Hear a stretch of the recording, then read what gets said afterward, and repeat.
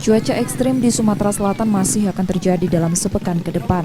Perakiraan BMKG saat ini puncak musim hujan berlangsung sejak Januari lalu di pesisir timur Sumatera hingga Maret mendatang di Sumatera Selatan bagian barat.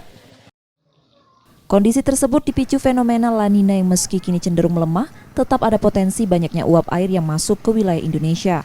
Warga diminta tetap mewaspadai bencana hidrometeorologi yang kerap mengancam saat musim hujan, seperti banjir bandang, tanah longsor, dan genangan air di sepanjang daerah aliran sungai. Masyarakat untuk selalu mewaspadai kondisi saat musim hujan berlangsung, khususnya di musim hujan tahun 2021 ini, karena saat ini La Nina juga masih berpotensi karena walaupun cenderung moderate ke arah lemah, tapi potensi curah hujan uap air yang masuk ke wilayah Indonesia ini cukup banyak, sehingga potensi di wilayah Sumatera Selatan itu akan meningkat. Dan masyarakat diminta waspadai dimanapun berada, di daerah-daerah khususnya yang rawan longsor, dan daerah-daerah sepanjang aliran sungai yang berpotensi genangan air.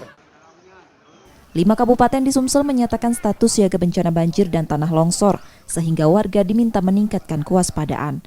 Kelima daerah itu Muara Enim, Musi Banyuasin, Ogan Kombring Ulu, Oku Selatan, dan Pali.